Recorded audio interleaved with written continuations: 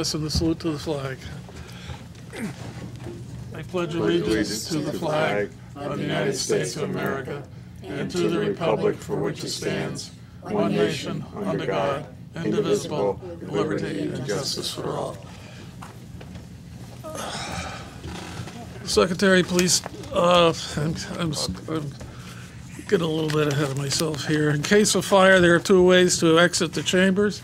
To my left, through the double doors, turn left, go down through the double doors there, down the stairway, turn left again and outside the building. Or the best way, perhaps, and the closest, is at the rear of the chambers, the double doors down the stairs. In either case, once you're outside of the building, please walk a safe distance away from the building. Secretary, please take the roll. Charles Durin. Here. Charles Ladd. Here. Nick Lefakis. Mary Scott. Virginia Higley. Here. Ken Nelson. Here. Linda DeGray. Here. Sarah Gruber. Here. Guillermo Salazar. And Rich Suzak is here. Alternates DeGray and Gruber will be sitting in for the absent commissioners.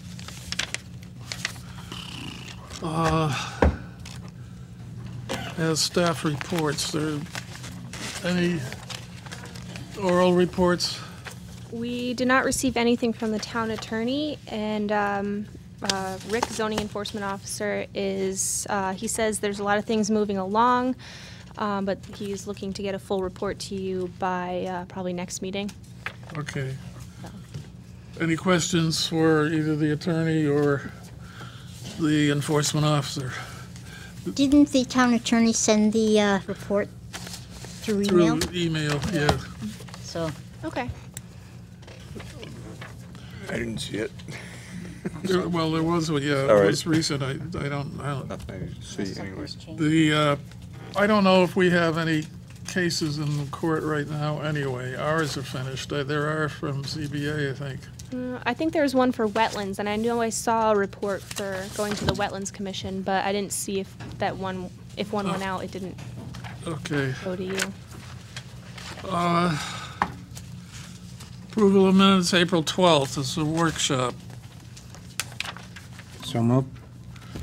Do I have a second? second. Any additions, errors, or omissions? Hearing none, all in favor? Opposed? Abstain. One abstention? 601. May 17th. This was Regular meeting. regular meeting. I move to accept the May 17th minutes. Second. Motion's made and seconded. Any additions, errors, or omissions? Hearing none, all in favor? Opposed? Where were you, Rich? No, I was in favor. Okay. Running late, but in favor. 7, not, okay. 700. Let's 24th. see, May 24th is a workshop. So moved. Seconded. Motion's made and seconded. Any additions, errors, or omissions? Hearing none, all in favor? Opposed? Abstained? 1. 601. Okay. May 31st, May 31st, another, regular meeting. is it? No, special. Is another special. And again, it shows that we've been busy. So moved. So moved Seconded. and then seconded.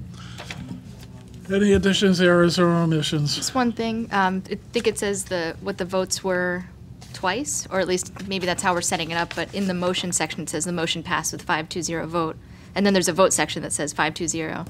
I don't know if you wanted to do it in both places, but I think it's fine. Well, I don't know if we voted twice. No, we had a motion it just to lists open it lists to the the vote public. twice. Oh, that was a The vote motion to didn't open it to the actually occur public twice. at Then the we had end. another one to adjourn after that. And I'm then- talking within each vote. We had, we did have one where we took a vote. Yeah, we because did. there We was took a vote difference of for, opinion. because there was a difference of opinion, and the About people allowing voted. places of worship, that one. Yeah, it's not about the substance of how many votes there were, it's just written twice. But one of them lists out who voted what, or at least the, Oh, It did say what they were for, though. No, I don't Yeah, I so. think it's just the, It's fine the it way it just is. was listed twice. It was, We can this, fix that yeah, if it you'd was a like. workshop anyhow. Okay, so, then we didn't vote on it, right? All in favor? Opposed? Abstained? Abstain. 1, 2, 3, 4, 5. You abstaining? 2. Abstaining, yes. 502. You want that? And let's see, where are we now? Yep. Public Going too fast participation. for myself. At this point in the meeting, Planning and Zoning Commission welcomes comments, concerns, and opinions relating to planning and zoning in Enfield from anyone who is present, provided that no one may discuss any matter of business at this time that is elsewhere on the agenda, any matter that's part of an open public hearing of the commission, or any matter where a decision of the commission may be pending. Is there anyone who would like to address the commission under those conditions? Yes, sir, please come forward and give your name and address for the,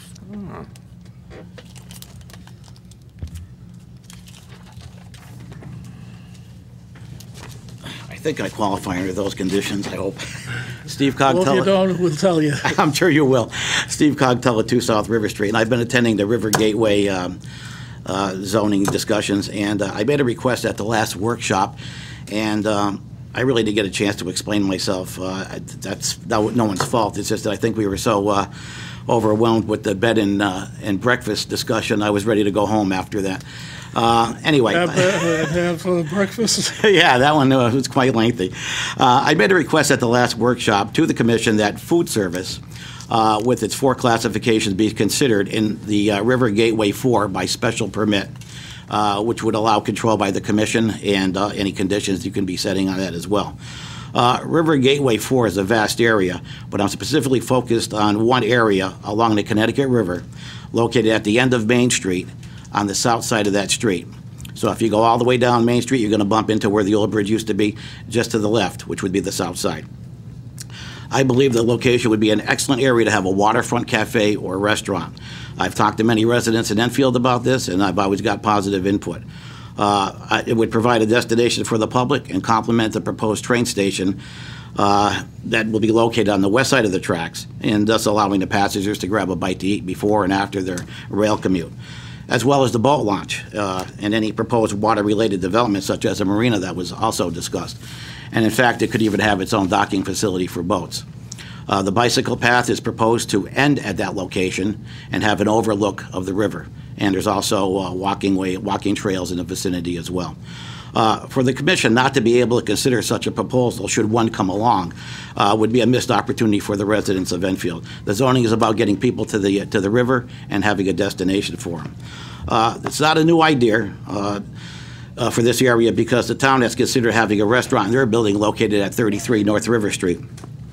In fact, the proposed zoning for their building is River Gateway 3, which would allow mixed use and a restaurant facility as well by right, rather than by special permit. Their building is technically in River Gateway 4 zoning because it's on the west side of the tracks. I don't see a restaurant happening in that building, probably mixed use at best, storefronts and apartments above. Now that's dependent upon somebody coming up with $4 million plus in acquisition of the Eversource property as well. I know at the location that I mentioned, it can be done. Not because I'm an expert land planner, but because there was previously a restaurant in that area for many years. It's a restaurant and bar, to be more specific. And until it was destroyed by fire in the early 1960s, 61 or 62.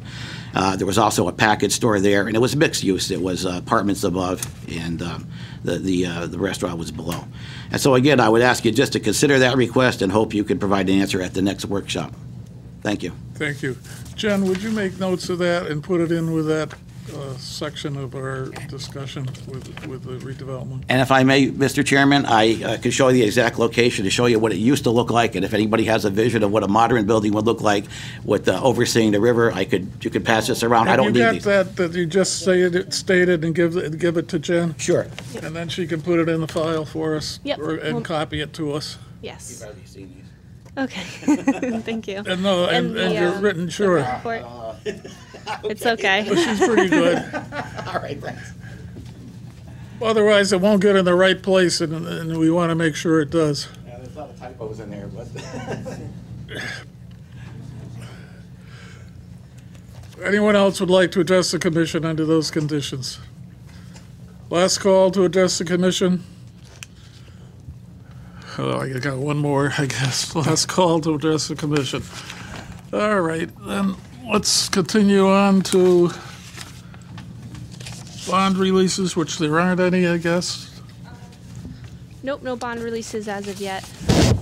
Okay.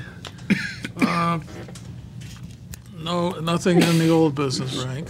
No old business, nope. Okay, and new business, public hearing, 2911, 90 Elm Street. Secretary, please take the roll and read the legal notice. Charles Durin, Here, Charles Ladd, Here. Virginia Higley, Here. Ken Nelson. Here. Linda DeGray. Here. Sarah Gruber. Here. Rich Suzak is here. And the Enfield Planning and Zoning Commission will hold a public hearing on Thursday, June 7th, 2018 at 7 p.m. in the Town Hall Council Chambers, 820 Enfield Street, Enfield, Connecticut, concerning the following application. Public hearing 2911, 90 Elm Street, special permit for the retail sales of legal fireworks and sparklers. Map 43, Lot 16, Business Regional BR Zone.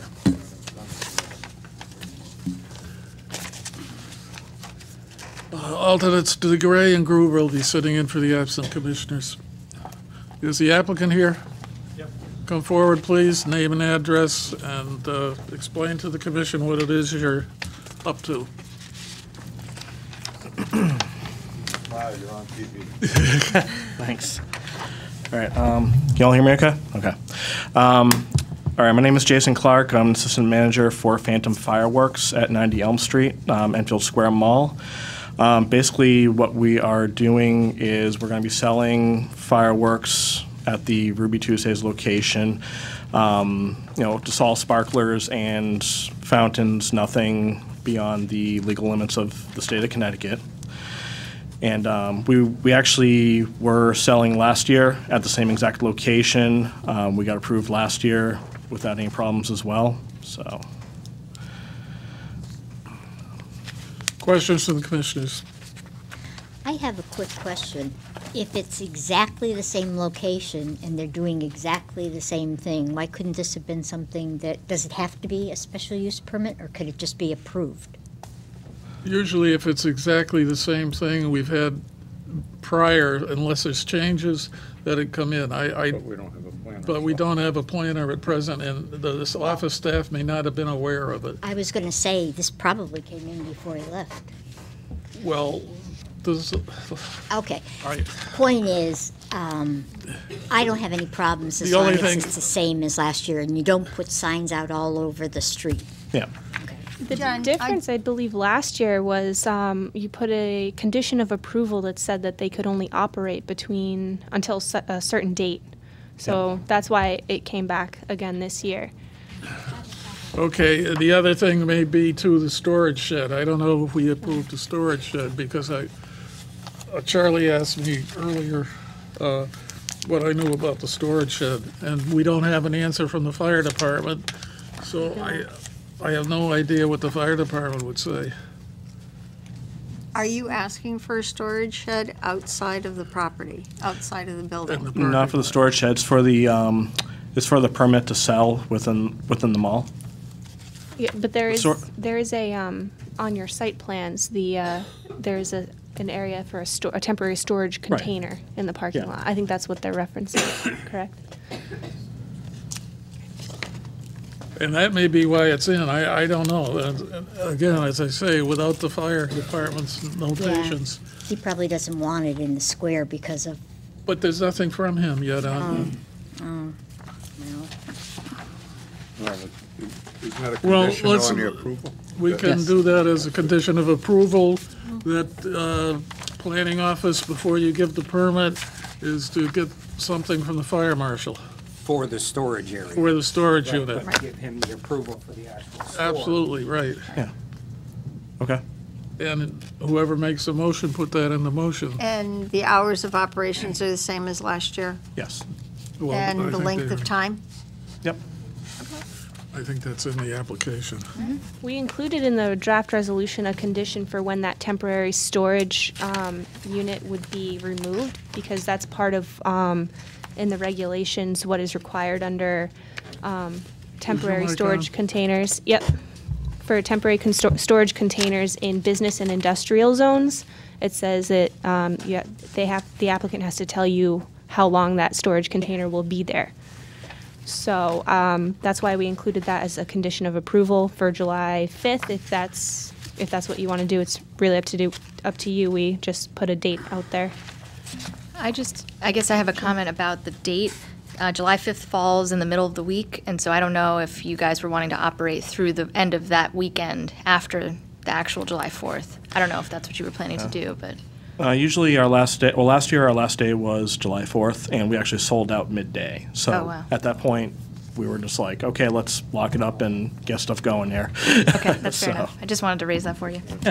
Not much use for them after that. People are going to be partying that week. Oh, yeah. Any further questions? Anybody in the audience would like to speak in favor or against this application? Anyone in the audience would like to speak in favor or against the application? Last call to speak in favor or against the application.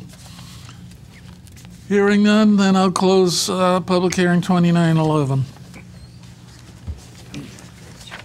Mr. Chair, I'd like to move for the approval of the resolution to approve public hearing 2911, 90 Elm Street, with the, as prepared by the Planning Department, with the conditions listed, and we're going to add another site-specific condition that the storage container shall be approved by the fire marshal And gone by.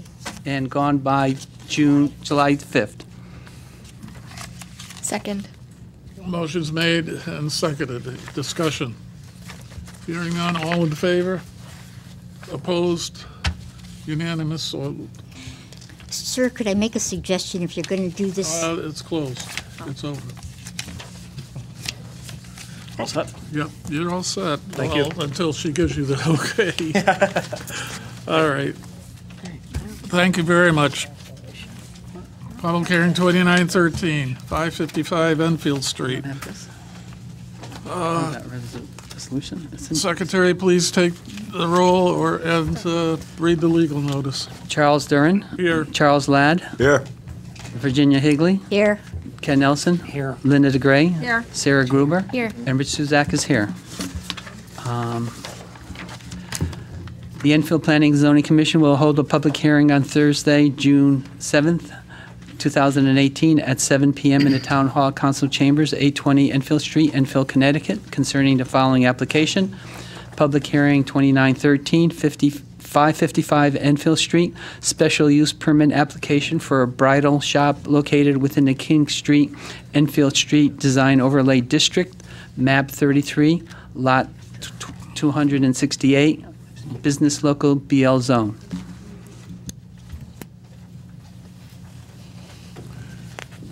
If you, Jen, just notice when whoever accepts these on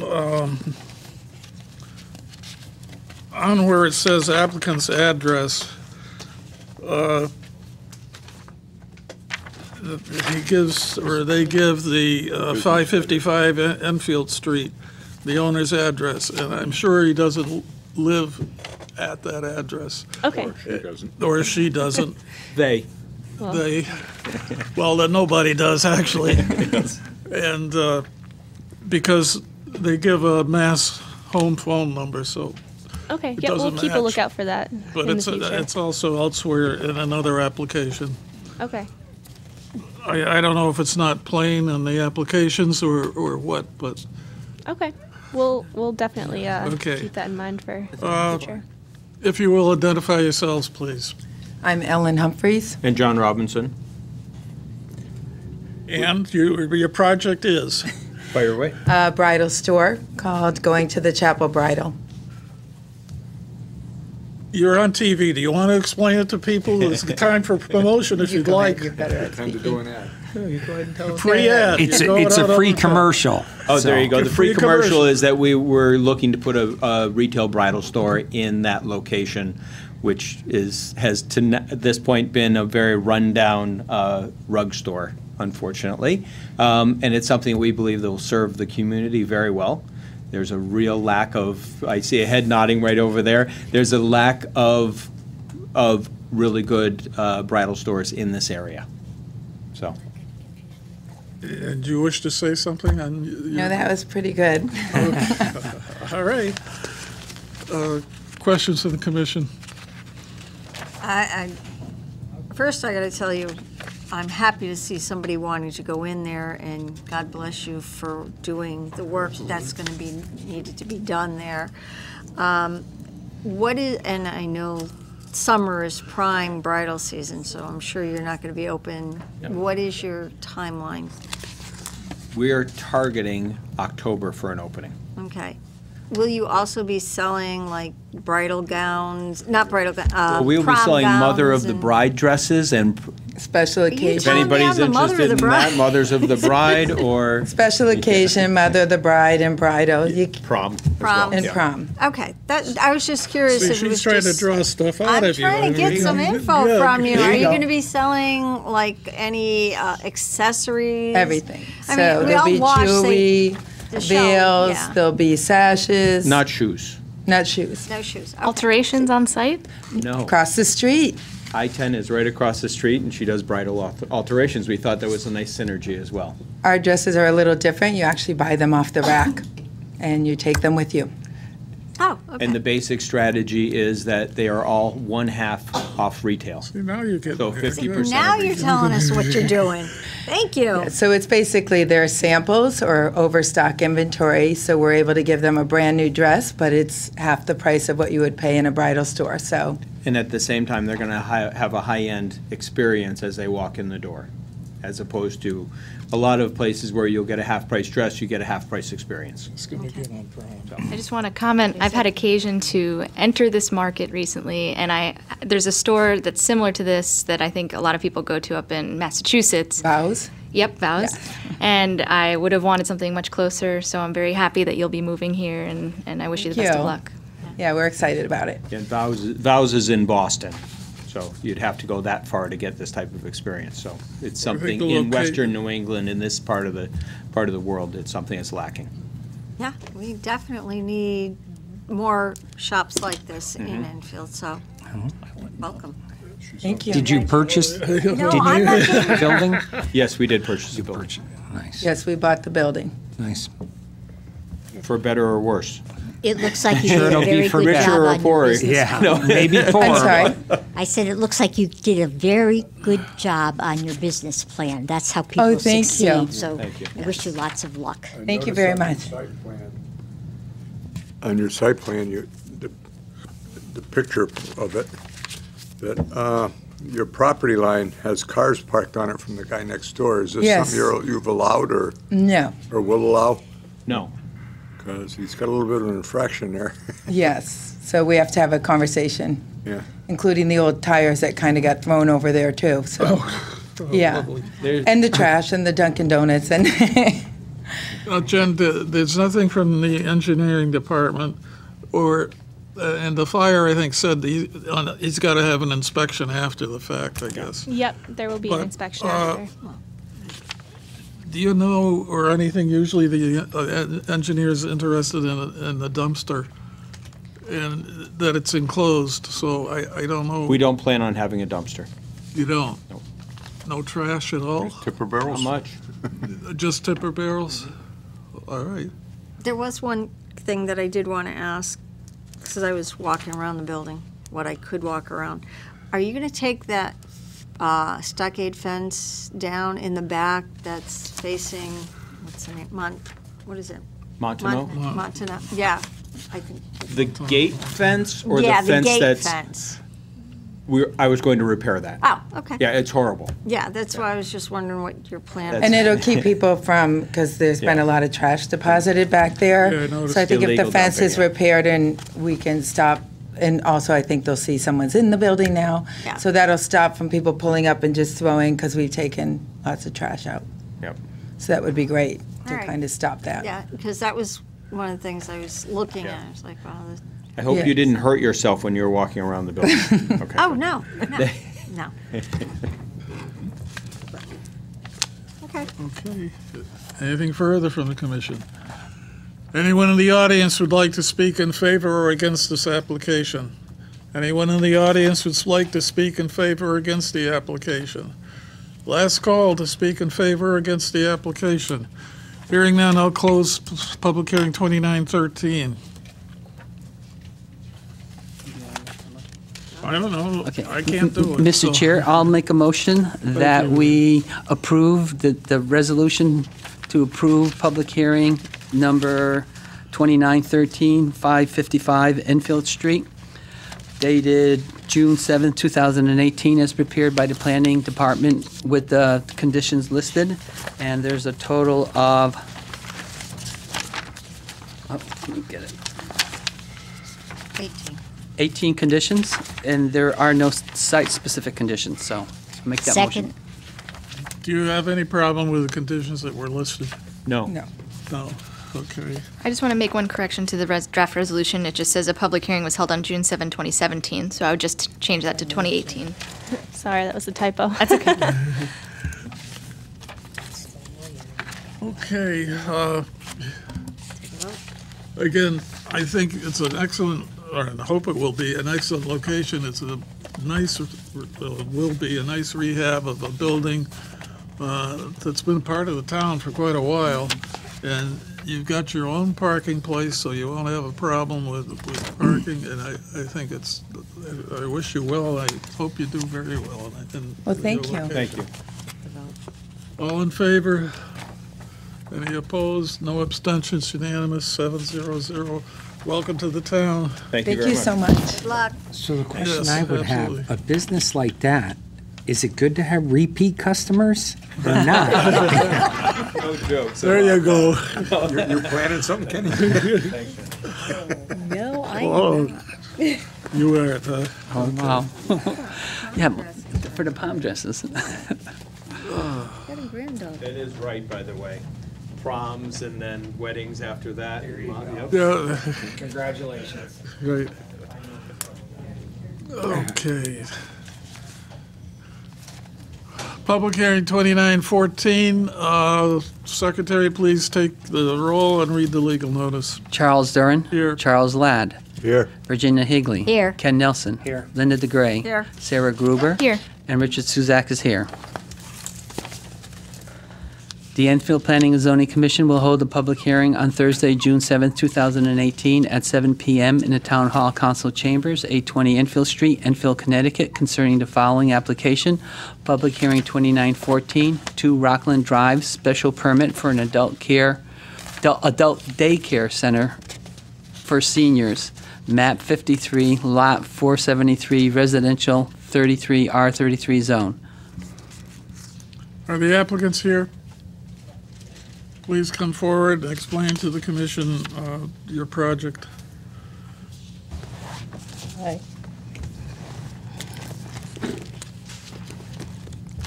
Hi.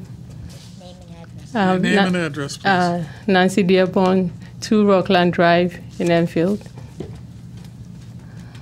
And explain to them your project and what it is you plan to do or wish to do. I want to open an adult daycare in my home. I've been in the long-term care for 20 plus years, and I wish to open an adult daycare for 3 to 6 people in my home.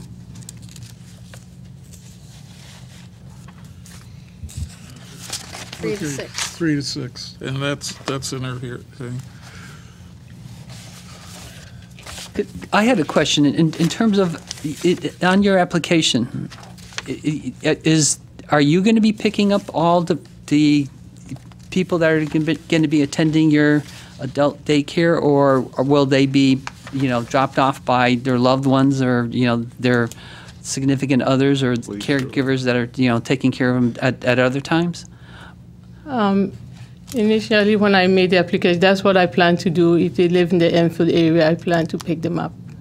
Okay, so you will be picking them up if they live in the Enfield area. Yeah. If they're outside the Enfield area, they'll probably have to be dropped off by whoever Their loved is ones. taking care of them at the other times that they're not at your place. Yeah. Are you aware of, I guess in the business, do any of them tend to drive themselves and park there? in the, could you, So like I guess the people that will, yeah, your clients, will any of them drive themselves there and park there for the day? I intended to pick them up. Okay. Is it just Well, tough? I think there's two parts to what she's asking, because if they drop off, you can't have them drop off in the street. In other words, if I should bring my parent to your place, I have to have a place that I can get near your door and drop the person off. I can't leave them in the street and have them walk up your driveway. So you have to have a designated spot in close to your door to drop the individual off. Okay. In my driveway. Right, so you couldn't have another car. I don't know, you mentioned you have a daughter and your husband, and yourself, so do you have 3 cars or 2 cars? But you could never have another car parked in that spot. It has to be, just like a handicap spot, it has to be open. Okay.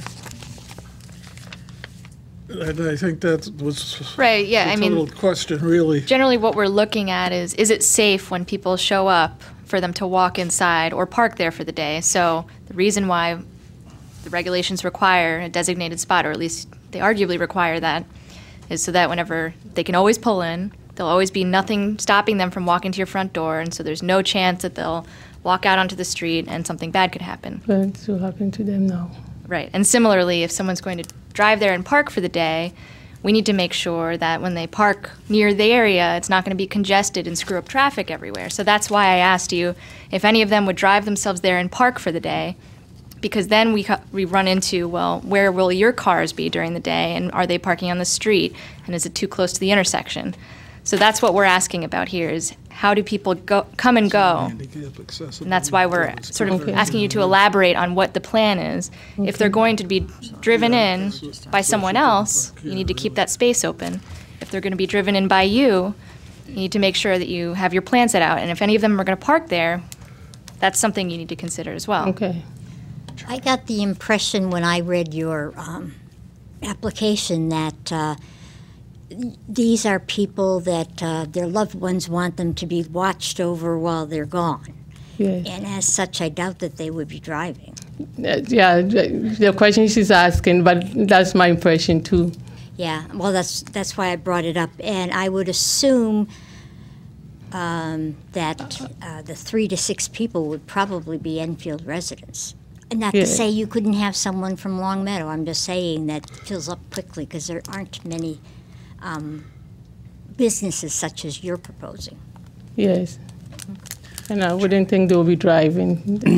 No, but the thing is, even if somebody, like if I drove my parent there, that car that's in front of the left-hand garage door can't be there. It has to be open. There's enough space in back of it, though, for a car. Yeah, but then, yeah, that other car could back in front of the garage door on the right, but when people are in there. You know, that car just can be in the garage, the one Or in closest the- to the yeah. house.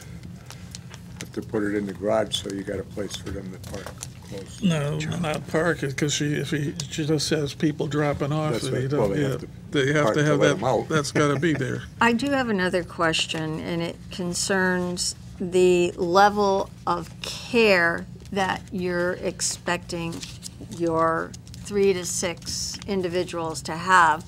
I mean, are they ranging from somebody who can't get around well enough in their own home to make their meals and get to the bathroom? Or are they people who have early onset dementia? Because I think that also, having grown up and lived with 2 disabled parents, Yeah. I know there's a lot of different types of levels of care that you have to give. Yes, I'm willing to do all of the above personally because I am a nurse and I'm willing.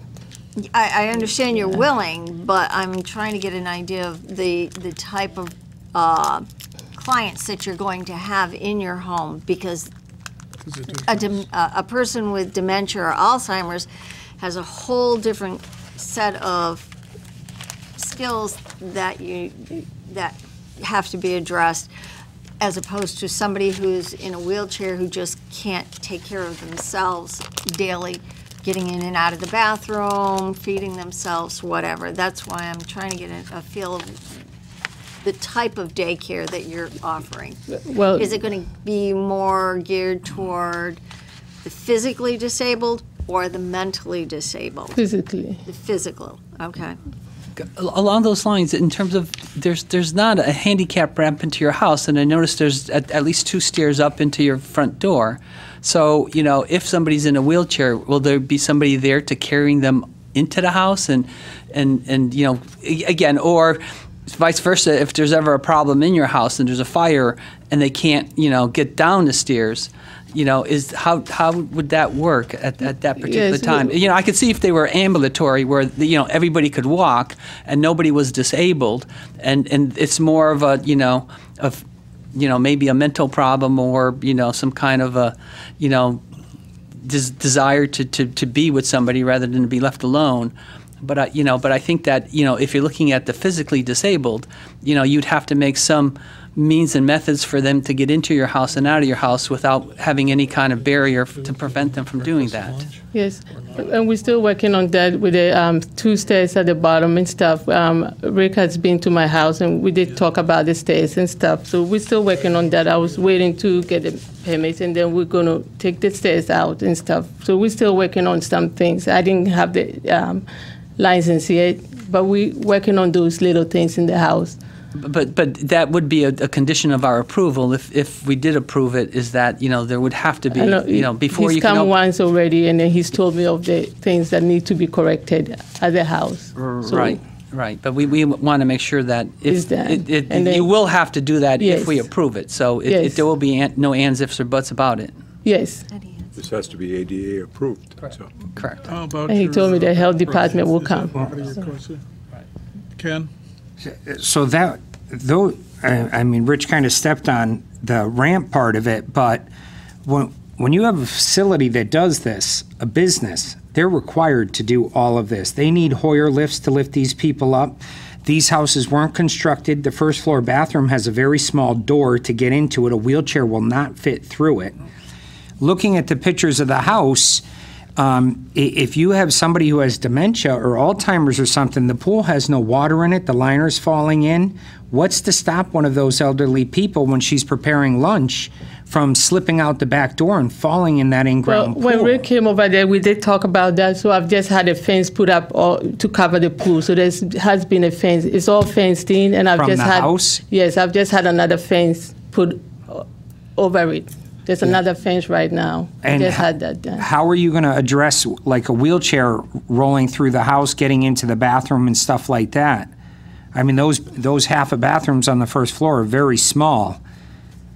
And, you know, if a business were sitting here, they'd be required to have an ADA bathroom, which requires a radius to spin the wheelchair and... Raised to the lavatory and everything is raised. Oh, too. all the bars, all of it. And these houses weren't constructed for this. And, I mean, for a business to sit here, they're mandatory. They have to do this. And to just allow somebody to do the same thing in their house and get around these regulations by the ADA is... I'm not sure I'm comfortable with that. Well, you need a license from the state. Have you applied for that, or has the state inspected your house? No, they said I had to do this first. They said they'd have, well, it sounds like, yeah, but it would be foolish for us to give a permit and the state is going to deny it.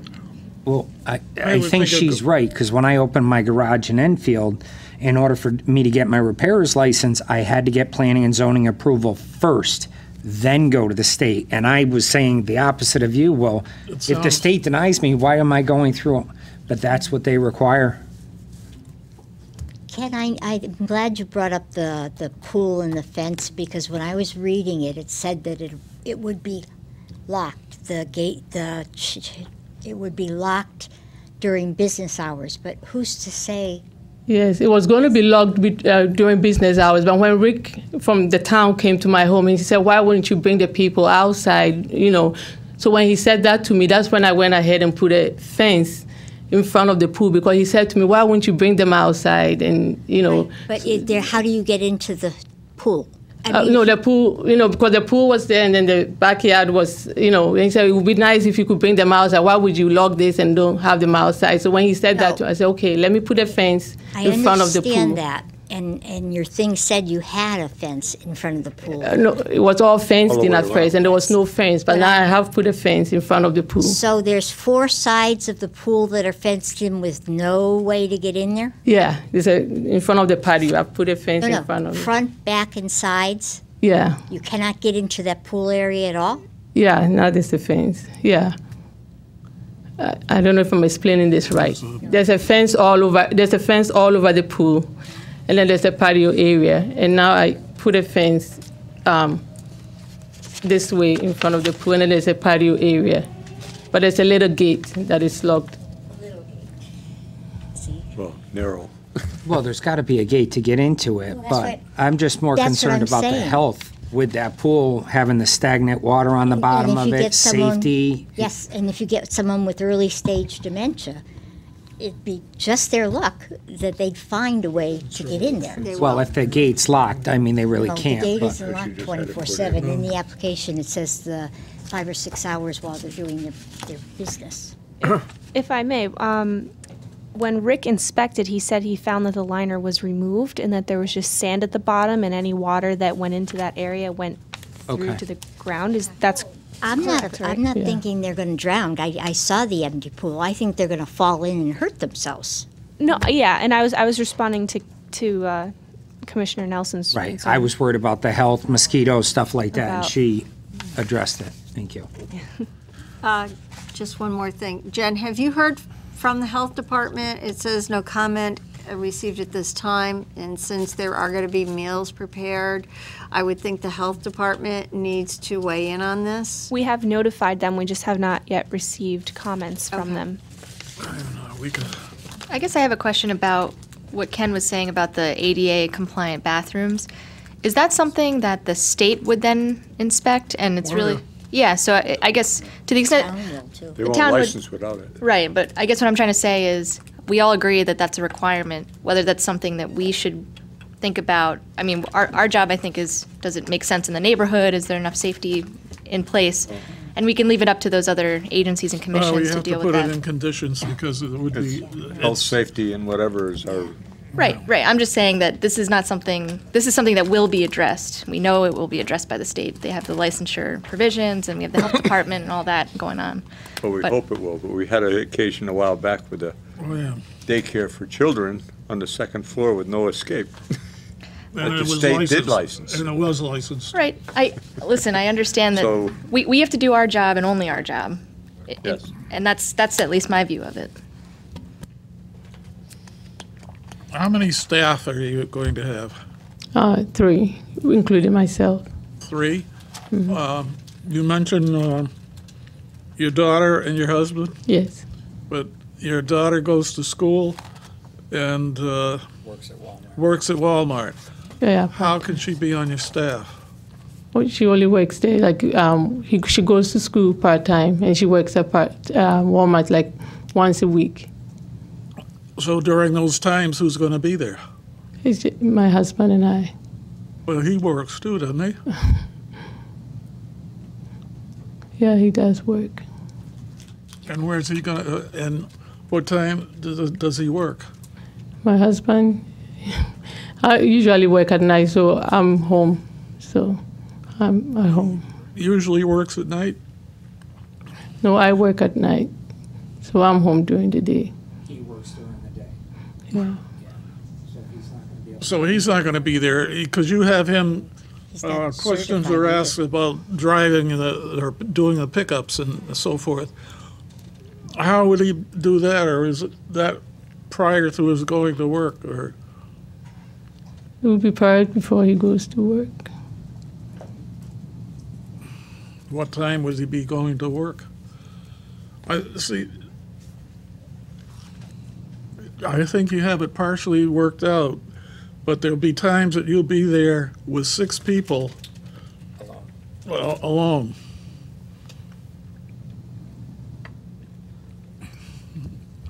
What happens in an emergency?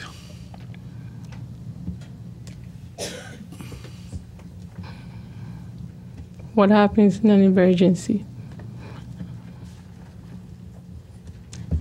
With 6 people that are handicapped and you're by yourself.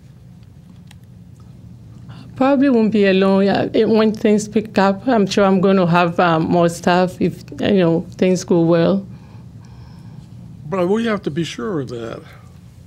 Yeah, and if she's growing, is she growing past 6? I mean, like, is there a limit?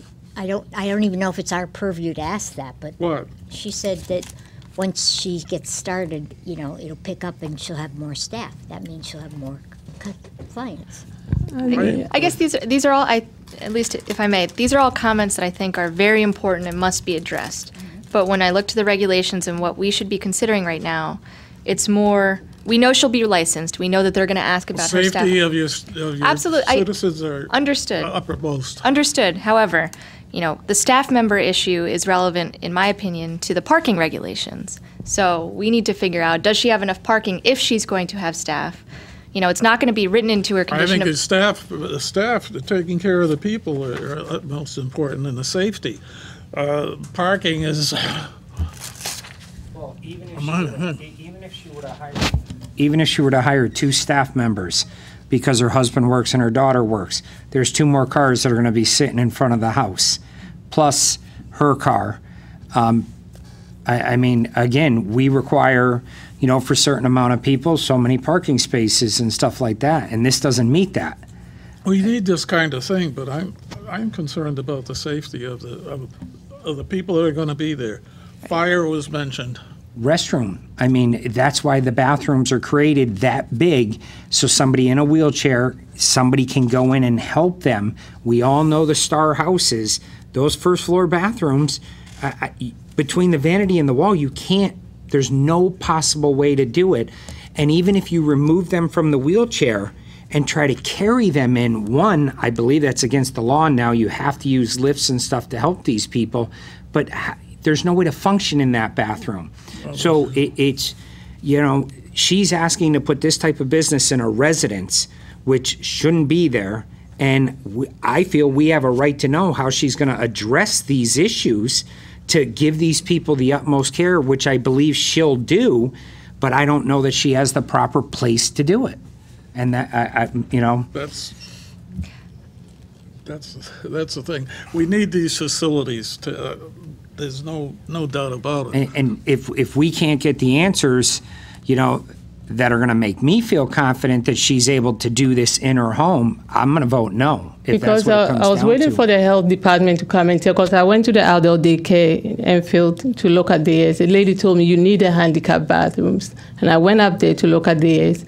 But I was waiting for the health department because Rick told me they will give me a call and come see, and the fire department will come.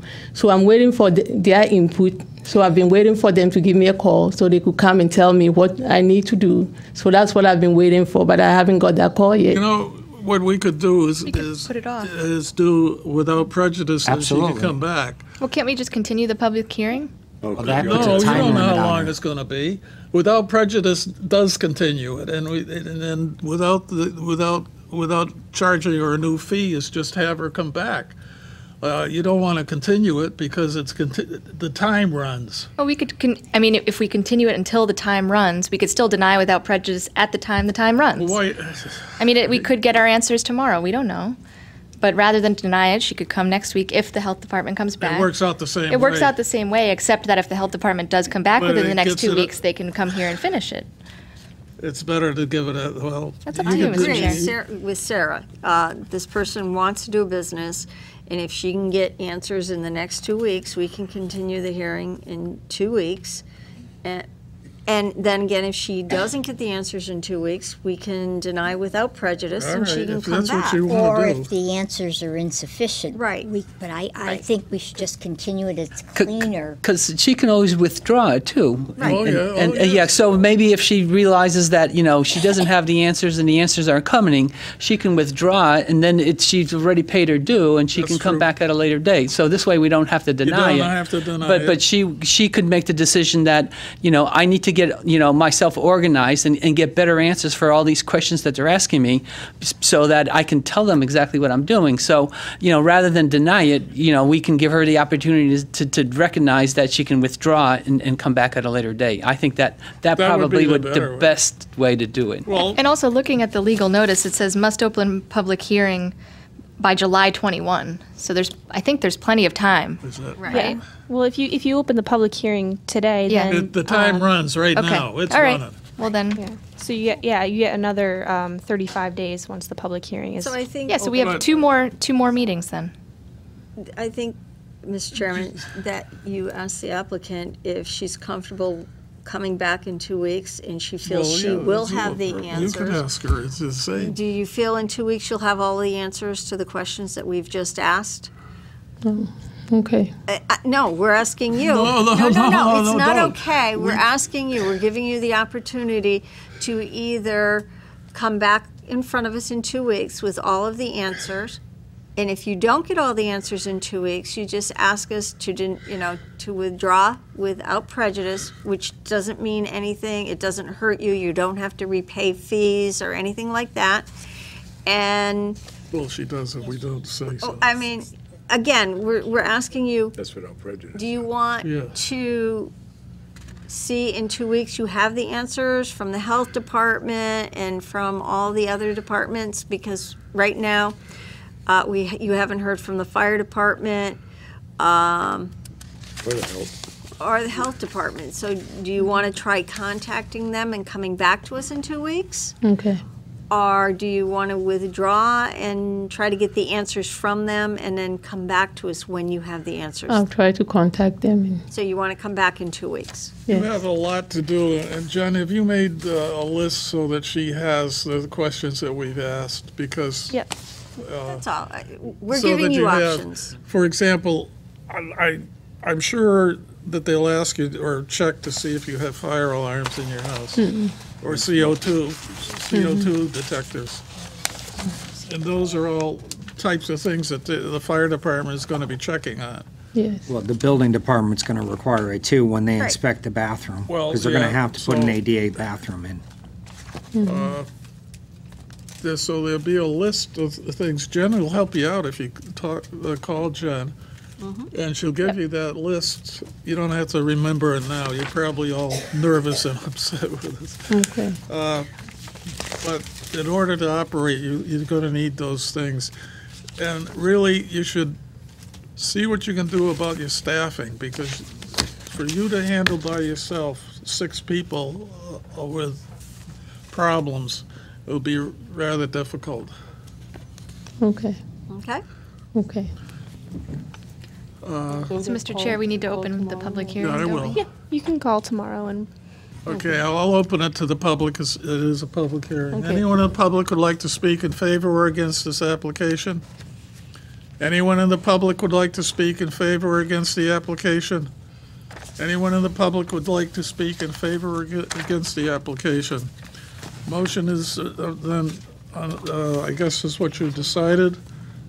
Mr. Chair, I'd like to continue public hearing 2914 Second, to the next regular meeting, Date, second. June 21st. thank you. Motion's made, seconded, all in favor. Okay, it's continued. Thank you.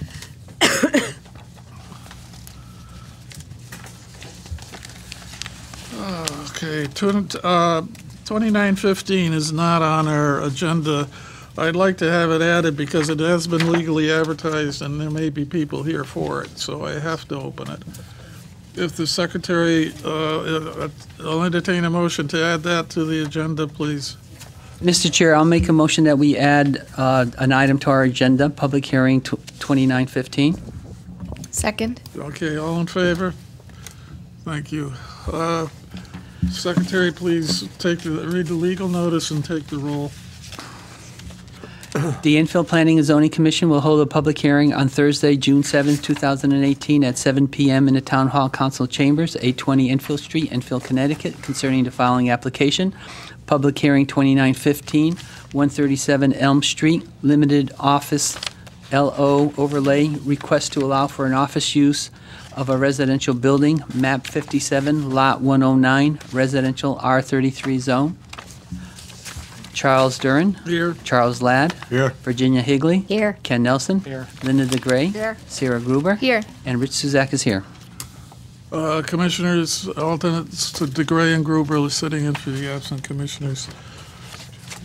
2916 was application for 16 or 15? 15, I'm sorry. Do you want to ask if anybody in the public wants to talk? That's what I'm doing, yes. It was an application for an office, and, I'm sorry, is that right? No, it's 2915. You're right. Anyone in the public would like to speak in favor or against that? Anyone in the public would like to speak in favor or against? Anyone in the public would like to speak in favor or against? Actually, it said here it's been removed from the agenda. Right, we had to put it back because it was Oh. legally advertised and okay. people show up. Yes, okay. that's what I explained.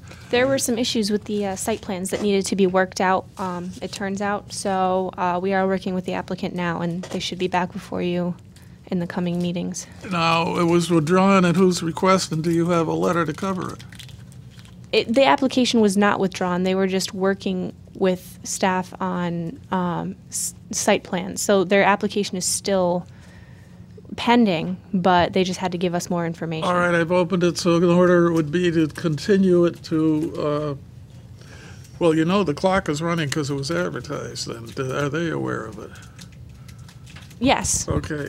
The motion to continue then. I move to continue public hearing 2915 to the next hearing, which is Regular June meeting. 21. June 21. Second.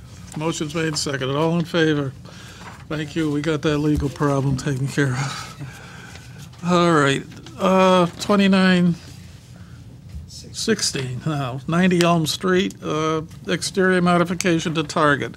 Applicant here. The Secretary, please take the roll and read the legal notice. The Enfield Planning and Zoning Commission will hold a public hearing on Thursday, June 7, 2018, at 7 p.m. in the Town Hall Council Chambers, 820 Enfield Street, Enfield, Connecticut, concerning the following application.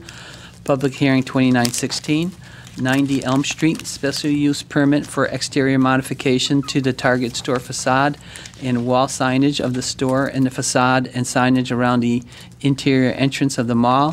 Map 43, Lot 16, Business BR Regional Zone. Charles Duran. Here. Charles Ladd. Here. Virginia Higley. Here. Ken Nelson. Here. Linda DeGray. Here. Sarah Gruber. Here. And Rich Suzak is here. Commissioners DeGray and Gruber sitting in for the absent commissioners. Welcome, if you will please, your name and address. Good evening, members of the Planning Commission. My name is Tracy Lower. I represent Target here tonight. I work for Kimley Horn. We are representing Target. My address is 100 M Street, Southeast, Suite 600, Washington, D.C., 2003. Okay, do you have, okay. If you will, explain to the commission what it is you're up to at the Target location. Certainly. The Target refresh that you see before you is part of a national rebranding and modernization program. What you see on this Target here at the Enfield Mall is a warm color palette that will be mainly paint in the those described, the browns and the grays and the off-whites that's shown on the elevation view. There are two or three locations along the elevation that you'll see what's called simulated wood paneling.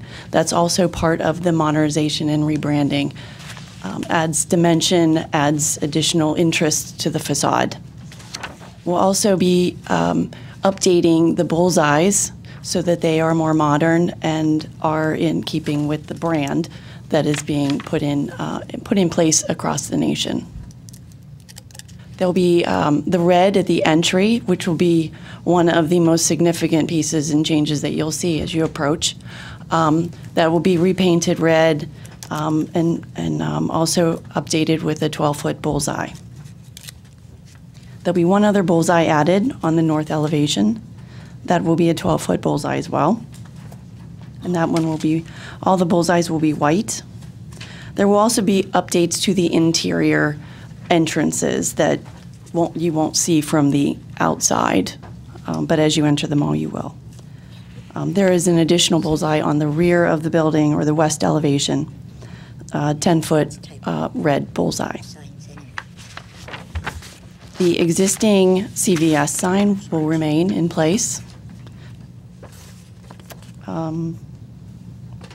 That's really the summary of the elevation changes that we're proposing. Okay. Just as a question, when I look at the photograph, I guess on the east elevation, it says pharmacy. It doesn't say CVS pharmacy. Currently, today, it says CVS Pharmacy. Oh, it does? Yeah. All right. So that's just an old picture. That's an old picture, All right. yes.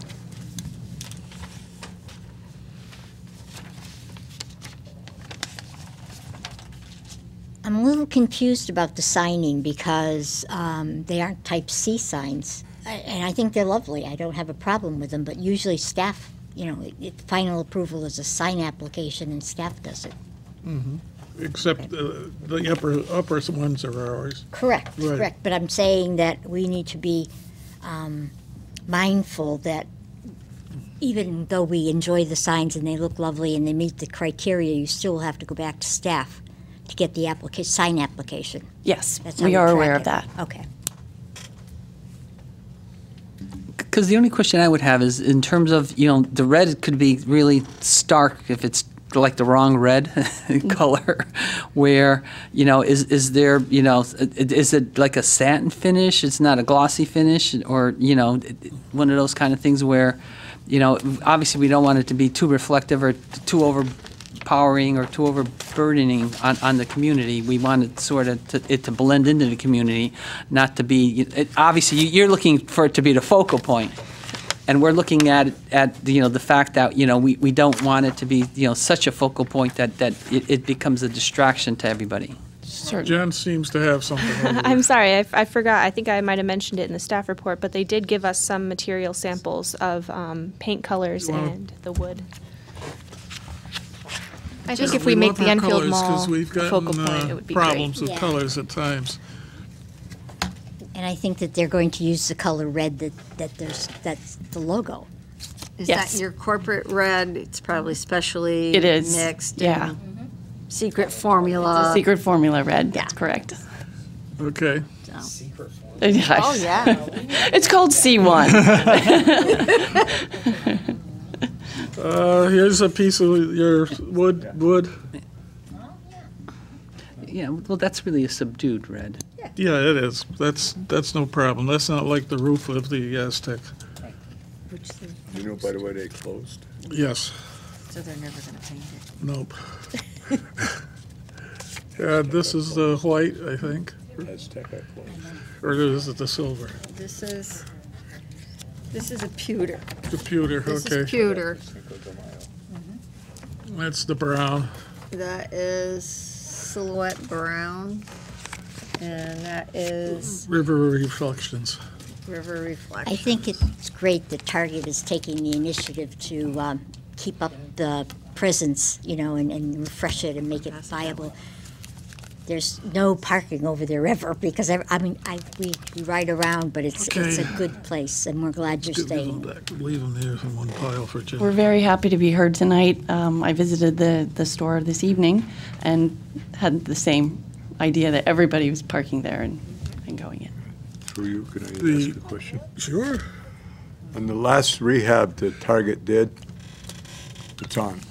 The last rehab Target did, it was like a staging area for trailer trucks. There must have been 25 or 30 trailers in the parking lot. Is this going to happen again? There will be staging area during construction. I am not part of the construction team. There will be a contractor that comes in and analyzes Actually, how much they room were they actually a need. violation of zoning last time they did it. So they should maybe give us an area that's gonna be the staging area and fence it in just for the staging. But They do have to have their, I'm sorry. if there's an open building permit, you're allowed to have construction vehicles on site. Yeah, I know, but they had like 30 of them blocking the whole Because parking they lot. send in a whole fleet, Yeah, and they're in and they're out of in and there in out of no there. time. I mean, under a Been here building a long permit, time. they're covered. The time that Charlie's talking about was a little confusing, when they were is they were doing the doing a inside over. reset. And they were taking forever to do the reset, but they hadn't told anybody they were bringing in trailers, they hadn't told the town. And as you know from experience, if they put the trailers right up close to the building, nobody's going to be able to park. So I think everybody's asking, where are you going to put them? And could they give us a date when they'll be finished? Because the CEO won't sign off if there's still construction trailers there. Well, that's up to him. Yeah, but with a reset, they don't pull a building permit, do they? Let's- No. No, so that's the difference here, Charlie. problem. Yeah, And that that's, was the problem, because they weren't Yep. in any hurry to complete it. right. You know, Right. and you're getting run over by trucks going in and out of Yeah. there. Just as a person that finds it hard to walk, is there any ever consideration of getting an entranceway or a walkway in from the west side? Because that whole big parking lot on that side of the Target could be used. I inquired about that, Charlie, for my husband. Because of the pharmacy, you don't have a drive-up window. And they said, no, there's all offices back there and you can't get a door. Well, maybe they could give up an office. I mean, I'm just saying, there's that whole west side of the building, especially with May Company out of there. But it's quite a ways to walk from the parking into the main entrance of Target for a person that is handicapped, that isn't in a wheelchair. I mean, doesn't have to be wheeled. It's quite a walk. So I think I've been in Target maybe once since it's been here because of the walking distance. Near that building. Yeah, because they're all parking in that side. It would help the whole store if they could somehow figure out a way to get an entrance in that west side.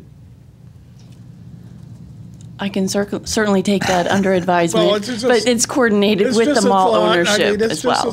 thought. Yeah. I think it would help your business too, for me. I appreciate the feedback, so Okay. I will take that back. All right, let me open it to the public, unless people got some more. Okay, anyone in the public would like to speak in favor or against the application? Anyone in the public would like to speak in favor or against the application? Anyone in the public would speak in favor or against the application? Hearing none, I'll close 2916. What's your wish, ladies and gentlemen? Mr. Chair, I'd like to make a motion to approve the draft resolution dated June 7th for public hearing 2911. So moved. Motion's made and seconded. Any discussion? It's 2916. 16. Oh, Yeah. typo on this one, sorry. It's the second public hearing. Okay, sorry. I'd like, I guess, as amended, or however you want to do it. Okay. Second. It's made, motion's made and seconded. Any discussion? Hearing none, all in favor? It's unanimous, 700. Glad to see you working. Thank you, yes, right. And night. Thanks to Target. Okay. Boy, you people are going so fast, it's, It's good. I know, you can go have a birthday party. 2917. And Mary's not even here to say cut it. I know. 2917, 68 Alden Avenue. Is the applicant here? All right. The Enfield Planning and Zoning Commission will hold a public hearing on Thursday, June 7, 2018, at 7 p.m. in the Town Hall Council Chambers, 820 Enfield Street, Enfield, Connecticut, concerning the following application. Public hearing 2917, 68 Alden Avenue, special permit modification for the change of a non-conforming use to a new non-conforming use counseling office. Mark Dion, owner.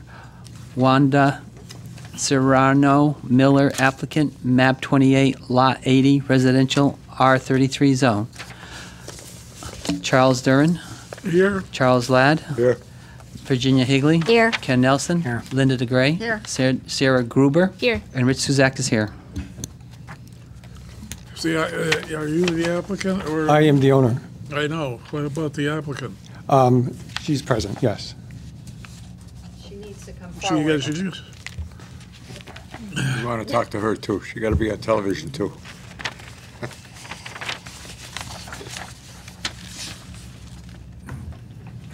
Okay, and? Good evening. Good evening, everybody. My name is Mark Dion. I'm the property owner of 68 Alden Avenue. I also am the owner of Cuts and Colors, which was the hair salon, for 3 years. I have elected to close the salon and give Wanda an opportunity to run her counseling.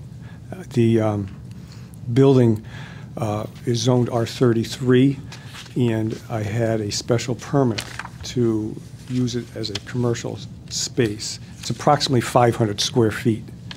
And in doing so, the conversion, it is an old building, the conversion, when I did the building permit 3 years ago, brought everything up to date.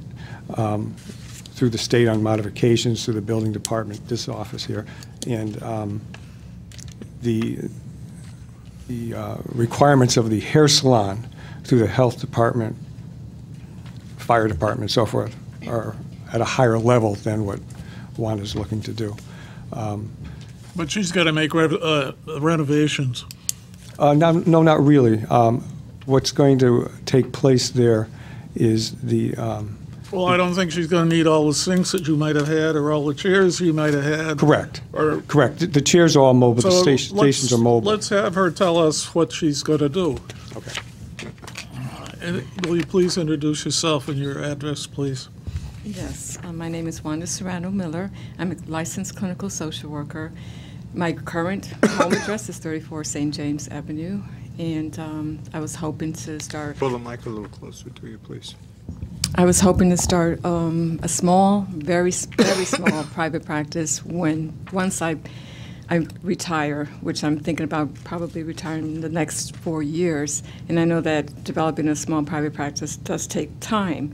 And I just wanted to find a location where I can start doing some relaxation, meditation, mindful techniques for individuals who are suffering from anxiety or any kind of stress level, where I can teach them how to deep breathe and better cope with their issues on a daily basis. So just, I'm thinking something very small, very small clientele, possibly starting 2 to 5, and just slowly build up over the next years. Questions from the commissioners? I do have questions.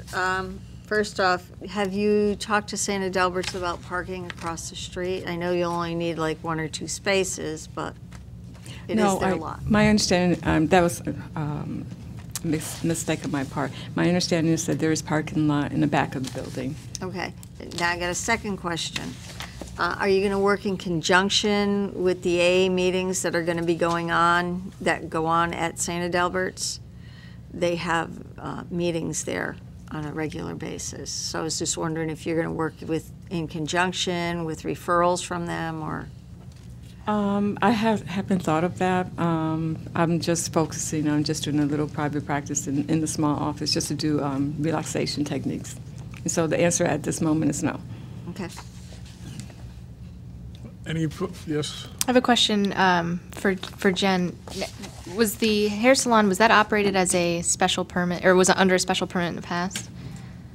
Yes, there was a special permit issued for that salon. And so I would assume then that the parking requirements were met with respect to that special permit. And so it seems like it would be an even less intense use than the hair salon at this point. So I would just, I think, make a comment that I would assume that the parking regulations are met here, the building's not being expanded. Correct. Thank you. Any further questions? Let me open it to the public. Anyone in the public would like to speak in favor or against the application? Anyone in the public would like to speak in favor or against the application? Last call to speak in favor or against the application. Hearing none, I'll close 2917. Mr. Chair, I'd like a motion to approve the draft resolution dated June 7, 2018 for public hearing 2917. Second. Motion's made and seconded. Any discussion? Just one more thing, just to discuss it, is the applicant's only asking for Friday and Saturday.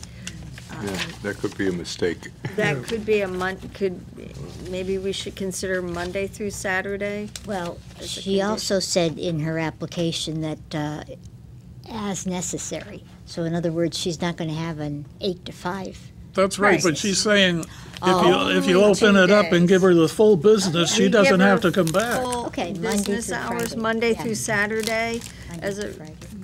well, she's saying Saturdays here, so I'm just giving her the option of having those 6 days instead of just the 2, just in case, starts off small, gets bigger, and, She'd have to come back. Why and have her then come she back? would, and instead of having her come back, maybe we should just put that as a condition. Why 6 would we days. limit the hours at all? Well, it's, I guess as currently she may draft, want to do some private evening hours. Well, that's what I somebody can't mean. make it. To get started with her still working, it's probably going to be appointment only. Yes. Right, So, That's required. She's got that. So who's she going to bother?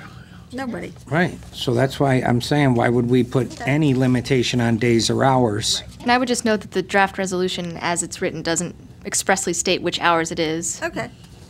Oh, All right, no, then, never mind. I'll keep my comments to What does it say, though? myself. That was in her draft, Yeah, I know. in her narrative. In the past, hours of operations have always been conditions of approval if you wanted to set them. Right, and so it's not, what I meant by that comment was, it's not currently a condition of approval in this specific special permit. Okay. I think this is a good use for that, because it's less non-conforming than the non-conforming use it was before, so. But again, also in this day and age, I think that type of service is needed, and Well, especially maybe if it was down in more, that we area, wouldn't it's. legally be able to approve it if it was It's more good. non-conforming. This is not, so Right, it's a good thing. It's a good use. Okay, anything further? All in favor, then? Any opposed? 7-0, good luck. Thank you so much. Glad to have you. Thank you. Okay, now. We are.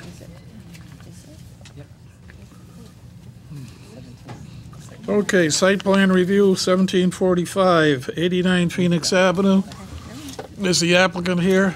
I don't believe the applicant is here. They sent in the extension to grant for their application, the commission more time to make a decision, because the decision date runs out, I believe, this Saturday. So I gave at your desk the notice that was signed by the applicant granting more time, because they need to address the fire marshal concerns. Do we have the time to give them, Jan? Yep, yes. So they can have up to 6/9, 65 days 2018. in extensions to the decision date, and this is their first extension, and they're looking to extend it to July 19th, given that there are no planning and That's zoning meetings in August. It's on your desk. Oh, okay. So the chair will entertain a motion to extend. Second. To extend it to July 19th. 2018. All in favor? Opposed? It's unanimous, 7-0-0. The hearing is extended. Oh, I have so much paper here. People are going to think you're a lawyer, Charles. Is that right? 1747. Look at all the money I make. There you go. Yeah, they're going to double your pay. Oh, yeah. We're gonna give you a raise. 1747 is the next one. Okay. 1747 is next.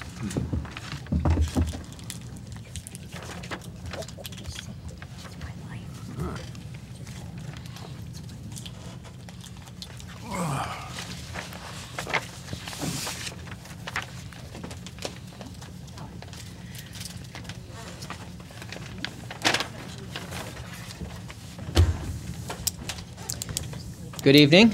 My name is Dana Steele. I'm a professional engineer with J.R. Russo and Associates. Our office is at 1 Showham Road in East Windsor. And here tonight representing Preferred Display at 215 Moody Road. This is the old Olympia Sales building on Moody Road. About last year, we came to you with a site plan application for Preferred Display to move into this facility. They had a fire at their building in South Windsor. Building was destroyed, and their 100 employees were in limbo, and they scrambled and found some temporary facilities, I believe in Glastonbury, and they temporarily set up there looking for a permanent home. They found this site in Enfield and moved their 100 employees in as quickly as they could. They were scrambling, and so. In the scrambling, some things, some details, things that they wanted to do got missed, like lighting. And so sort of as an afterthought, they realized, you know, we want to replace the existing lighting. There's lights on the building, pole lights in the western lower parking lot. But on the eastern side of the building, which is the higher side, there was no pole lights there. So they wanted to add some pole lights. They went ahead and installed light poles that were not on the approved plan. And when I discovered that, I said, "Stop! Don't go any further. We need to get approval for this first." So I submitted an application with a photometric plan that you have before you. So basically, this is the lighting plan shows all of the updated lightings. They went to the LED fixtures around the building and at the poles, but specific to a modification, really, what they're doing is they're adding these three poles in the eastern parking lot. So I don't know if you can see, but I've highlighted the 3 dots on the east side of the building where those bases have already been installed, but there's no poles yet. So with your approval, they'll install the poles and install those lights as indicated on the lighting plan. After I submitted my application, another item came up. You may recall, be aware of the facility. At the main entrance to the building, there is a pedestrian bridge that accesses the front door from the sidewalk, and there's a second, like a basement floor, walkout basement below. So there's a pedestrian bridge going to the main entrance from the street sidewalk. Well, it's all brick. Same as the building, red brick. So it's got these half walls on both sides, and their feeling is that it's just not inviting. It sort of feels closed in, like you're trapped. They want something more open, something more airy, and so they'd like to remove the brick walls lining either side of this pedestrian walkway bridge, and put in railings that would.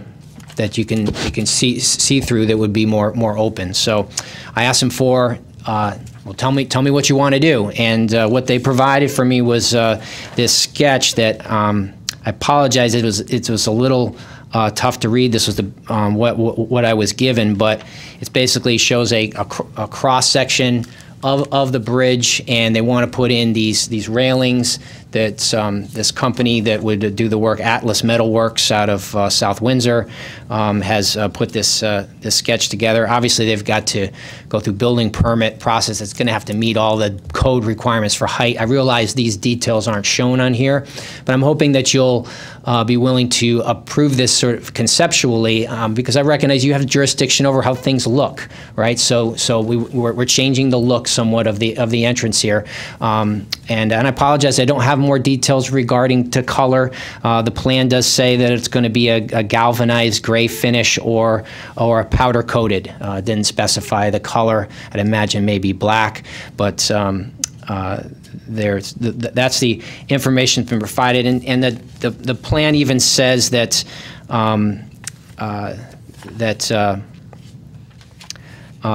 the plan shows railings and then these balusters that are vertical, going along to, you know, at the proper spacing. They can't be too far apart, or else they're not safe. But the other option that they're considering is cables, running cables horizontally. If you've seen that type of a look before too. So if you have a preference for one of those, I think they're open to direction, but they would like to do something like this to open it up, make it more inviting. And I think that they've been putting a lot of money into this facility, and they want to make it nice. They want to update it, and so. I feel confident that they're going to do a good job with it, but I realize I'm giving you kind of sketchy details here, but willing to listen to any of your comments or questions. If I can answer them, I'd be happy to. Well, horizontal cables, anything horizontal on a railing system over 3 feet in Connecticut's illegal, isn't it? Don't they have to be vertical so you can't climb? I'm not sure. I'm not sure of that. That's the code in Connecticut, because if it's vertical, you could just climb it like a ladder and go over. Yeah, where, that makes like sense. he said, they've got to be less than 4 inches apart, and you can't climp. Okay. But well, yeah, if it doesn't meet code, then they won't be able to get a building permit for it. So, but if you'd like to. I know the bridge you're talking about, and I think I agree with them. Definitely. You think it'll be an improvement? Down, making it more open. Yeah. I think it's going to be more scenic, too, when you drive down the road, instead of seeing that obstruction, because that's the way I see it. It's kind of hard on an angle to even tell that it is a walking bridge. It's just so out of place there, but I like it. I'm good with it. The impression I get is they're not cutting corners. They want to do a good job with this, so I think you'll probably like it. Yeah, when it's done. the only thing that I'm somewhat familiar with elevated platforms and anything that has masonry associated with it in terms of obviously the biggest culprit that we have in New England is water infiltration and deterioration due to water infiltration and the only comment that I would have is that if you are going to be putting the railing down, that the attachment of the railing to the to the structural framing system is always paramount, that it be done in a manner that is acceptable, and obviously there's code loadings on the railings that have to be met, and Sure. the anchorage points have to be sort of determined, and more likely than not that it should be done by a professional engineer like yourself or somebody who's versed in doing those kind of things. So that's the only thing that I think that we should definitely, and I'm sure it's a building official. I think that's the building department would make that determination of whether or not we need to. But I think that you should keep that in mind when you are, preparing your plans for that bridge, that ultimately it will be a concern. Sure. Thank you. Different question on the lights. The direction of the lights, you got, how, are they going to be a lot of sky glow? Or? Oh, no, these are full cutoff fixtures. And I guess I didn't include a detail. I thought that I did, but I guess it was one of the conditions I saw. Number 9 on your list of conditions, add a detail to the plans. I can do that, but I can assure you the light fixture that was specified is a full cutoff fixture, LED, dark sky compliant. Okay, and the other thing is, the houses on Sabluski Road are really old Shaker houses. Now, how far is this light pattern? I don't see any houses on there. It doesn't go up as far as the houses, or I think it was Charles that lived there, and I don't know who's there now at the present time, but they are old Shaker houses. And I don't know if you'd be bothering them with your lighting pattern, because it does cover the road. Yeah, the lighting. Yeah, I know, I saw it, but the houses aren't mentioned. Well, I know, but what he's So showing is the 0.0 photometric- all the way around here. Okay. The photometric plan does show the roadway, shows the far edge of the pavement, and these photometric contours, they don't extend even beyond the pavement. So and there's values even out beyond. So it's essentially 0 light levels when you get to those properties. So that's That's where the numbers are. the photometric plan demonstrates that there'll be no light spillage onto the Okay. residential uses. And the other time, Are the lights going to be on separate circuits, parts of them, or the full, in other words, they're going to be on all night? Or are they going to be cut off at Timers. certain hours, or certain ones cut off, or what? I believe they will be cut off. They're not on all the time, although they do run multiple shifts. So I'm not sure. I'm not sure what the hours. Do you want to see them restricted? Is that a concern? I don't know. The people It's an industrial area, living on- so. I know. I mean, People living on Sablisky Road, I haven't been out that way. None of the Sabliskys are here. I don't see them, but They're going to turn them off whenever they're not using them because it's just going to waste energy. So I can. He's stating there's no light pollution leaving the property Well, or okay. past that, so if we make that a condition, that, you know, no light can escape the plan like we're dealing with at Right. Enfield High, right. then they could have them on 24 hours a day. It wouldn't affect the neighbors, but if it does, that's a condition that we had. It's in our zoning regulations that no light can leave the property. Well, Right, well, Yeah. I mean, and Well, we're that's concerned now. it was too in the about regulation when the- Enfield High was done too. Yeah, that's right. Yeah, I so, know. just a condition, that way everybody's on the same page, and he can move forward tonight. All right, well, put it in the conditions and whoever makes it. When I was over there and where that light pole, that last light pole is, really, you couldn't even see the houses. Okay. So there was, I don't believe there will be. Good. But again, now the If leaves there are is. all on the trees and Right. that makes a difference. But from what I could see, I don't think there will be, so. Now, do you know if they have third shift? Just a question. I believe they are running multiple shifts. I don't know if it's 2 or 3. Honestly, I don't Because recall. I didn't see any real lighting over there, and if they're unloading trucks or people, you know, walking in that parking lot, it could be really dangerous Yeah. without any lighting. Right. Yeah, we think this is an improvement. Even if they don't have a third shift, hopefully someday they do, and Yeah, business that's is right. good. you Right, know, I I'm mean- hoping they do. I want Well, them to whoever expand. makes it, just make sure that one condition is the light doesn't leave the property. Mr. Chairman, I did receive tonight I a don't know why we copy. need those. Sorry, I don't know why we need to put that as a condition. It's in our zoning regulations, and the ZEO, if the light leaves the property, can very well go up to the property and say it's not in our regulations, so. Well, I'll tell you, we've had a CEO that if it wasn't in the conditions, he wouldn't enforce it. He didn't read the regulations. Well, And that Enfield was High's before- been going on for 2 years, and it was in the regulations. So I'm just putting it there, so we're very clear with the applicant. Nobody can say, oh, I didn't see that, or That's they right. know exactly, and he's okay with it, so. Yeah, I don't have a problem with it. Mr. Chairman, could I, I did get a copy of the conditions, the suggested resolution, draft resolution. And I don't have a problem with any of the conditions. If you'd like to include them all, I'd just like to point out with regard to condition number 19 and 20, as-built. In this case, we already have provided a survey that shows where the where the lights are going to be, and the pedestrian bridge is not going to move. So if I can give you a new as-built plan, but it's going to be exactly the same as the plan you already have. So it's just another expense for the applicant. If you would consider waiving it, if not, I'm happy to provide it. We certainly have the capability of giving you another map that looks Jen, just you like need the it? one you already have. And I. Or Mike. Sorry to or interrupt. Whoever. Well, they do have another SBR, the previous approval. If did you include the lights on those final plans for inspection for 215 Moody under SPR 1708? You mean the building-mounted lights?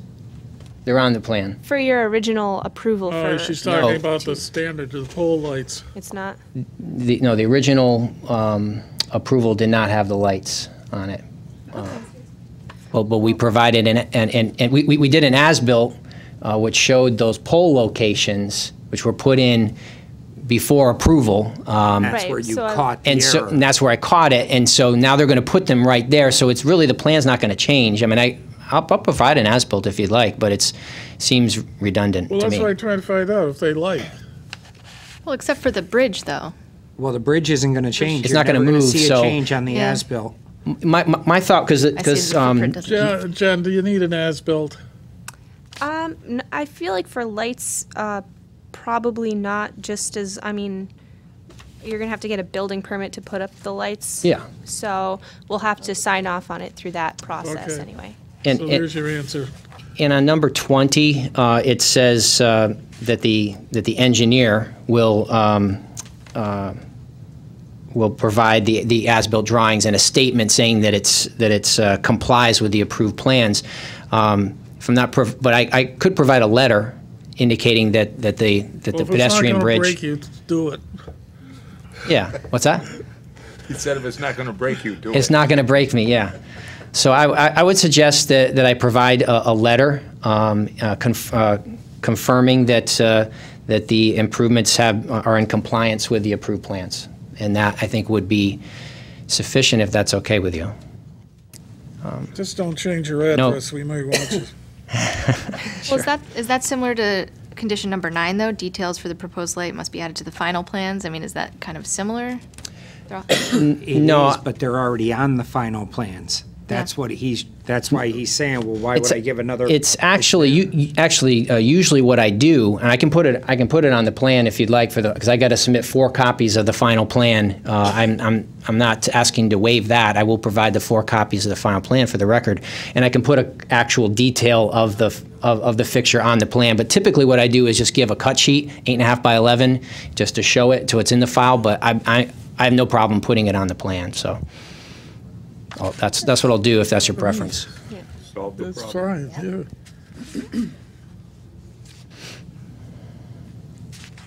Somebody make a motion, we get out of here. Do we need to waive the A2 requirement? Do we need to take a separate vote on that?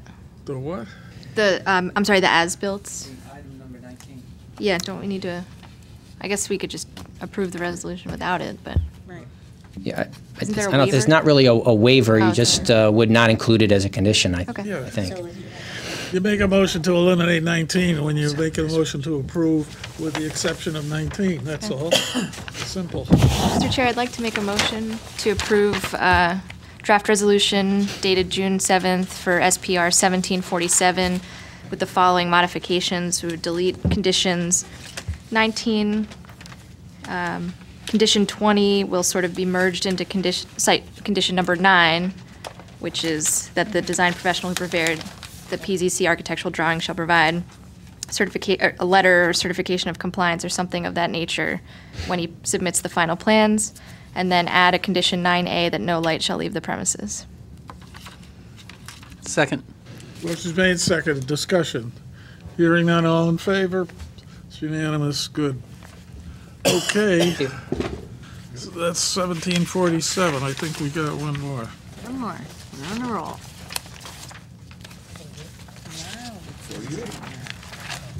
So I was wondering what these things are all out there in the middle of the parking lot. Mr. Chair, I need to recuse myself for this application. We'll miss you. Oh, are you? It's the last thing. No, it's not. Oh, okay, well, all right. 17. Mary's job cut. Yeah, is that it? Okay, 1748, 343 Shaker Road. Applicant, oh, good. Okay, names and addresses, please.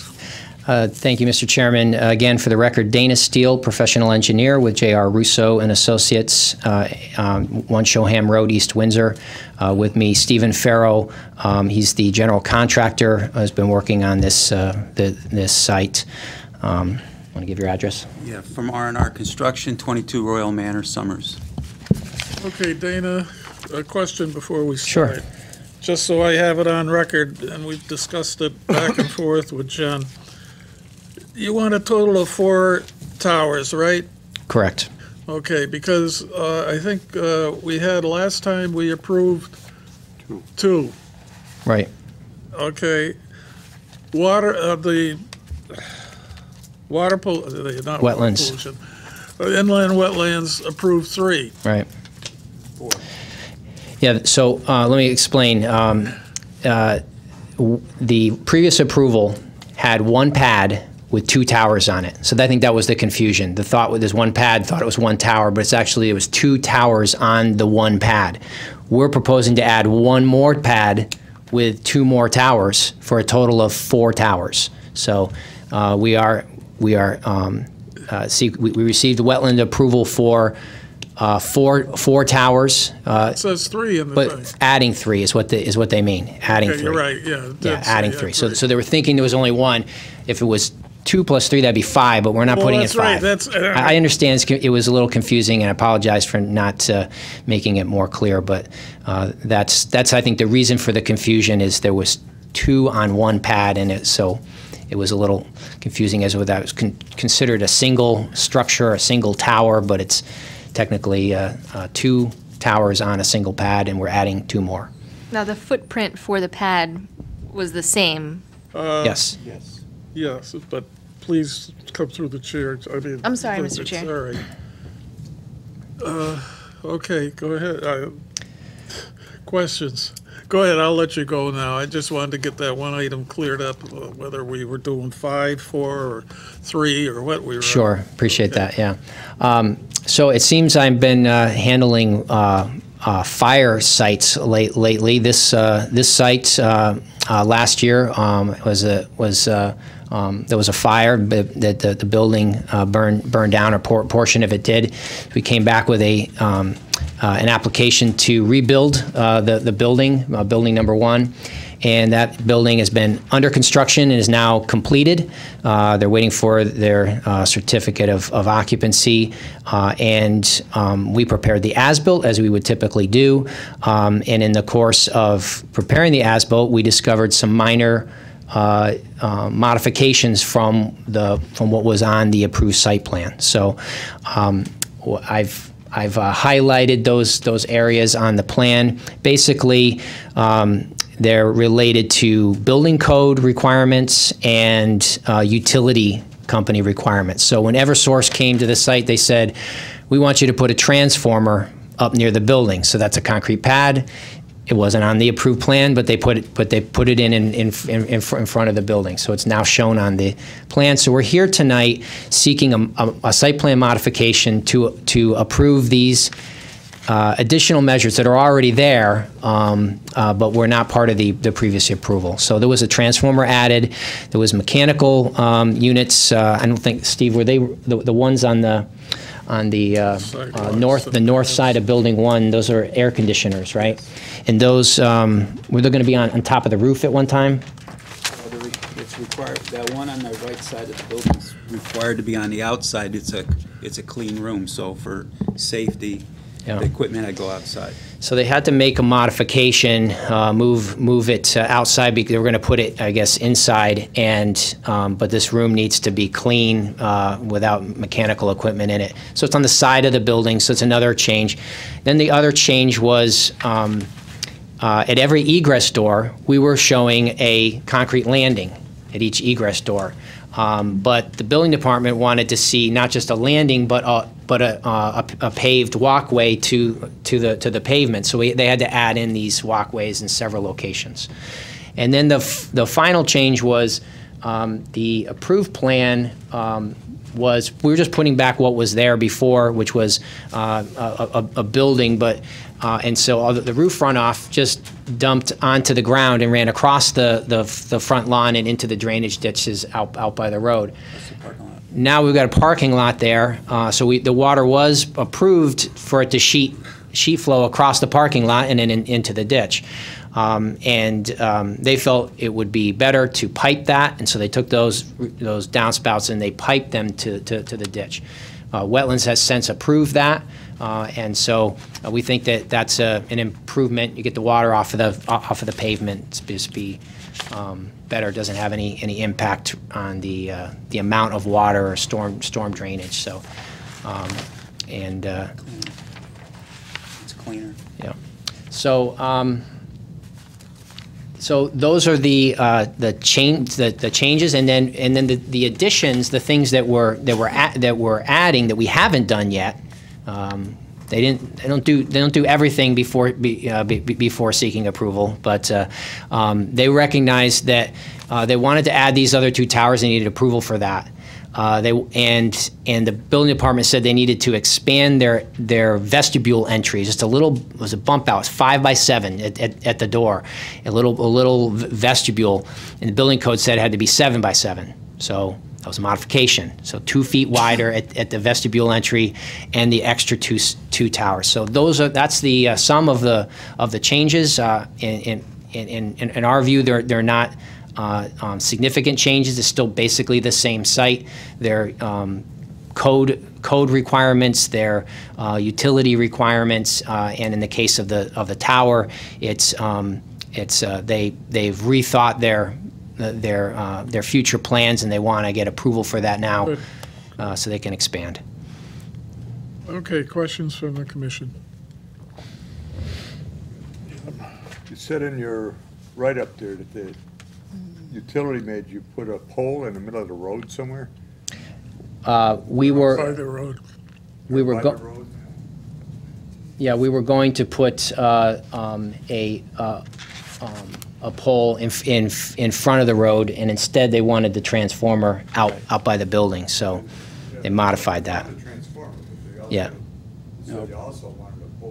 No, originally there was going to be a pole to cross the street to bring the power to the building. They were going to cross the street in the air to a pole. Yeah. And then go underground to the building from there. And they asked us to go underground with to the transformer. And usually, sometimes you can put the transformer right on the pole, but in this case, that's not what they wanted. So. Find the pole, that's why I was asking. Right. I did find the transformer. Okay, thank you. Sure. The wetland certificate that's referred to is inland wetlands, the 588, Yep, that's correct. just for the record. Yep. No further questions?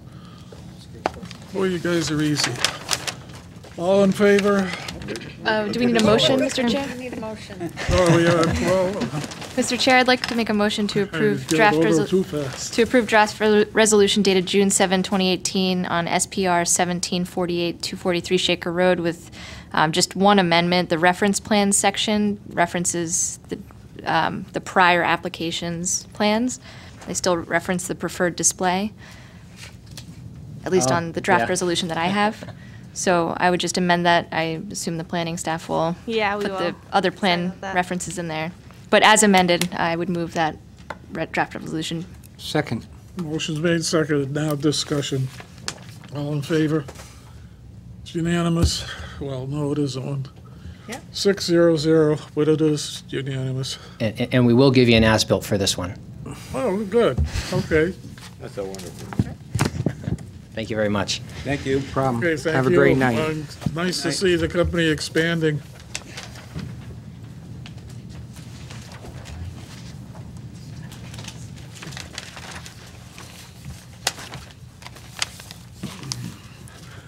Okay, next is appointment of a CEO with the absence of Roger. We have no CEO. If you recall, he was the CEO, and Rick was working as an assistant, and Roger had to sign off. So, as you can see, Rich has his certification and can operate as a CEO. And so the Chair would entertain a motion to Make a motion that we Appoint. approve Ricardo Rochelle for our full-time CEO. Second. Motion's made and second. Discussion. Hearing none, all in favor? Okay, it's unanimous, 700, so we have a CEO. We're legal. Yeah. Okay. Let's see, where am I? Other business, so it's correspondence. Any correspondence from the commissioners? Nobody's, yes. Just one thing. is we might need to have Rick go out and talk to the Ardiolis about their parking on the grass. I mean, they seem to do it on both sides, and now that they've got a neighbor, The we wanna be Parking on their parking grass. over the parking over the property line was actually addressed previously in meetings with Ardioli Dodge, so Yeah. they're already working with staff to because rectify today that. I was over to Dollar General, and they're parked on that side too on the grass. I mean, I know our car dealers just grow cars in the grass, but They do, yeah. it seems like they're everywhere. Yep, we'll get him. I'll let him know that, and we'll put it in the next. And one more. The Yard House, parking in front of that fence. I don't know what it is. You've got this great big lot, but yet people are still parking on the grass in front.